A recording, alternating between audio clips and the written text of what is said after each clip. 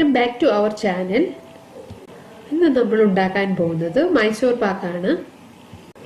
വളരെ എളുപ്പത്തിൽ വീട്ടിൽ തന്നെ നമുക്ക് നല്ല ടേസ്റ്റി ആയിട്ടുള്ള മൈസൂർ പാക്ക് തയ്യാറാക്കാം. ഇനി ഷോപ്പിൽ നിന്നൊന്നും മേടിക്കേണ്ട ആവശ്യമില്ല, നമുക്ക് വീട്ടിൽ തന്നെ ഉണ്ടാക്കി എടുക്കാവുന്നതേ ഉള്ളൂ.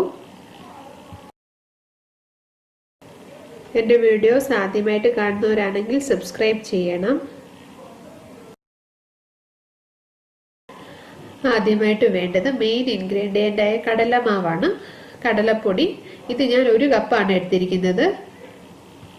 ഇത് ഞാൻ ഒന്ന് അരിച്ചെടുത്തിരിക്കുകയാണ്. വലിയ കട്ടകളൊന്നും ഇല്ലാതെ ഒന്ന് അരിച്ചെടുത്തിരിക്കുകയാണ്.